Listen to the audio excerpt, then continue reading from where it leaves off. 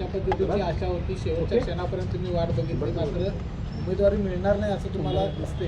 काय आपली पुढची भूमिका आहे? सर्वप्रथम या ठिकाणी मी सर्व पत्रकार बंधूंचं आभार मानतो.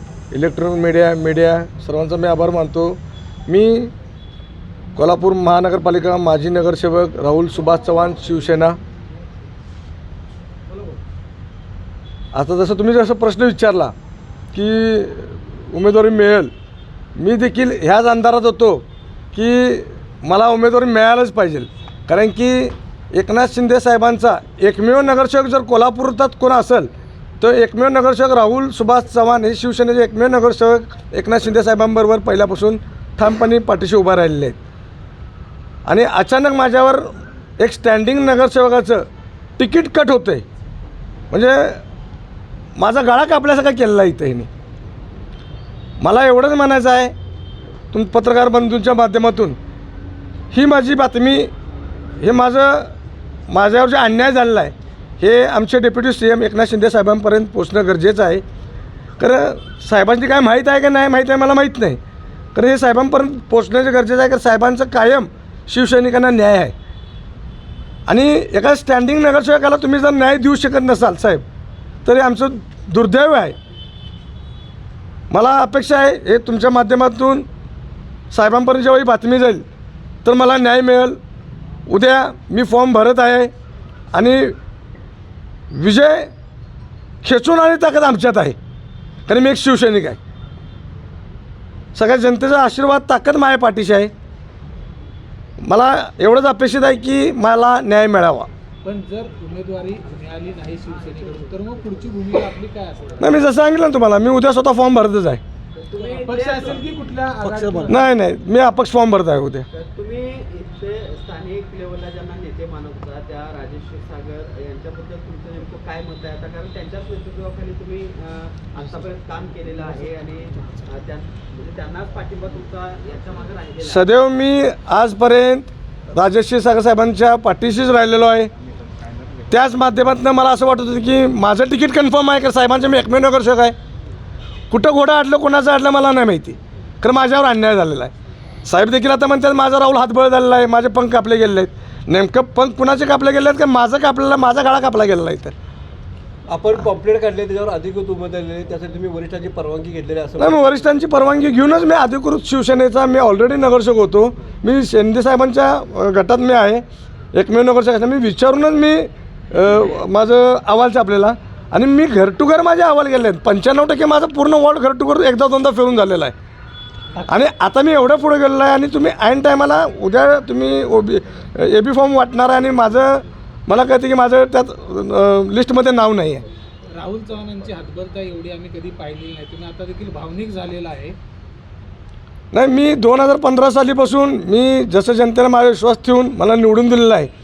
मी जनतेशी प्रामाणिक राहिलेलो आहे. तुम्ही देखील पत्रकार बंधूंनी बघितलेलं आहे की 2019 साली पूर आला असेल, 21 साली पूर असेल, मी 15-20 दिवस पाण्यात होतो. मी घरी सकाळी बाहेर पडलो 7ला तर रात्री झोपायला डायरेक्ट 10ला घरी जायचो. मी रात्रभर लोकांना घरातून बाहेर काढलेला आहे. आणि याची गवाही स्वतः तुम्ही पत्रकार बांधू आहे, लोक आहेत सगळी माझी. आणि आता मला कळतं की राहुल चव्हाणचा निगेटिव्ह रिपोर्ट आहे. आणि निगेटिव्ह रिपोर्ट काढतं आहे कोण? मला तर असं म्हणायचं आहे की निगेटिव्ह रिपोर्ट पत्रकार मानतो ना, पत्रकार मीडियामधून द्यायला पाहिजे ना.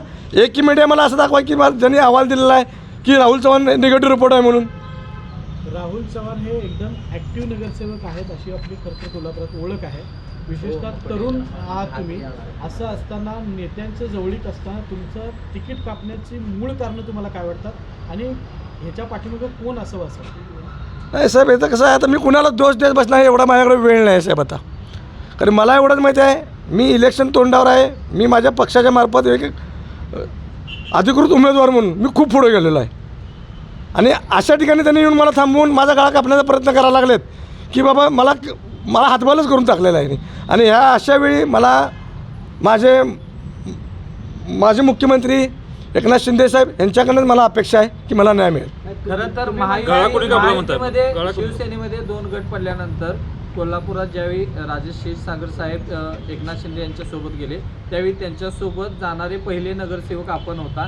मात्र कार्यकर्त्यांची बाजू कुठं स्थानिक नेत्यांनी घेतलेली नसल्याचं दिसतंय, असं वाटतं का तुम्हाला? सर्वप्रथम मी एक गोष्ट पत्रकारांना खुलासा करणार आहे जसा तुम्ही प्रश्न विचारला, जेव्हा शिंदेसाहेब बाहेर पडले पक्षातून आणि नवीन पक्ष शिवसेना स्थापन केले, तेव्हा मी डायरेक्ट साहेबांबरोबर गेलेलो आहे. राजश्री साहेब माझा कुठं असं प्रवेश झाला नाही आहे एकनाथ शिंदे गटात. मी डायरेक्ट पहिल्यापासूनच साहेबांना जॉईन झालेलो आहे. क्षीरसागर साहेब नंतर देखील आलेले आहेत. मला सांगण्याचा उद्देश आहे की मी एकनाथ शिंदे साहेबांच्या प्रेमापोटी मी साहेबांबरोबर गेलो आहे. त्यांच्या कामाची पद्धत बघून. तुमच्यासारखी अशी अनेक जणांची परिस्थिती, आणखी कुणाची अशी परिस्थिती झाली की ऐन वेळी येऊन त्यांचं तिकीट कापलेलं आहे? नाही, मी कुणाचं नाव घेऊ शकत नाही ना, कारण एकमेव नगरसेवक शिवसेनेचा मी एकमेवच होतो ना. इन 2015 साली 4 नगरसेवक निवडून आले. जे 3 आले ते उभाट्यावर गेले. मी एकटाच एकनाथ शिंदे साहेबांबरोबर एकनिष्ठ राहिलेलो आहे. बरं, आता तुम्ही उभारणार आहे तुमचं पक्ष आणि कुणाची ऑफर वगैरे तुमच्याकडे त्याचा काय विचार नाही, ऑफर मला आलेले आहेत. खरं मी उद्या अपक्ष फॉर्म भरत आहे. खरं तर तुम्ही मगाशी म्हणाला की तुम्ही इथं स्थानिक नेतृत्व ज्यांना म्हणतात त्यांचं म्हणणं आहे की मी हसवलं आहे किंवा माझे पंख कापले गेले. आता त्याच्या मुलाला तिकीट मिळते, त्यांच्या अन्य 2 नातेवाईकांना पक्षाकडून तिकीट मिळते, पण राहुल ना मिळत नाही तिकीट. मग कसं बघ? तेच कोडं आम्हाला सुटणं झालं आहे, म्हणून मी याच्यावर काही जास्त बोलू शकत नाहीत, का ते माझे नेते आहेत. कारण मला असं वाटतं की माझ्या नेत्यांनी माझ्यासाठी प्रयत्न करायला पाहिजे होता. जसं त्यांच्या नातेवाईकांचे असतील, त्यांच्या मुलाचं असेल, तसं मी पण त्यांचा एक मुलगाच आहे, एक शिवसैनिक म्हणून. तरुण नेतृत्व आहे माझं. मी काय माझ्या वॉर्डापुरतं मर्यादित कधीच नव्हतो. कोल्हापूर जिल्ह्यात गेलं तर राहुल चव्हाण हे नाव फेमस आहे. लोक ओळखतात मला. तरुणांच्यात मला चांगला प्रतिसाद आहे. भविष्यात निवडून आता आल्यानंतर त्यानंतरची भूमिका काय असणार? शिवसेनेतच त्या ठिकाणी नाही, मी माझ्या पक्षाशी एकनिष्ठच राहणार. थँक्यू. सैन्य आणि पोलीस भरतीमध्ये 35 वर्ष अविश्रांत सेवा देणारी महाराष्ट्रातील एकमेव संस्था म्हणजे आदर्श करिअर अकॅडमी. तब्बल 22,000हून अधिक यशस्वी विद्यार्थी, इयत्ता 8वी ते 12वीसाठी विशेष तयारी वर्ग, स्वतंत्र अभ्यासिका, अनुभवी शिक्षक, मुलींसाठी स्वतंत्र राहण्याची सोय. प्रवेशासाठी संपर्क आदर्श करिअर अकॅडमी, बहादूरवाडी, तालुका वाळवा, जिल्हा सांगली. मोबाईल क्रमांक 91 58 66 89 89 आणि 99 60 88 88 33.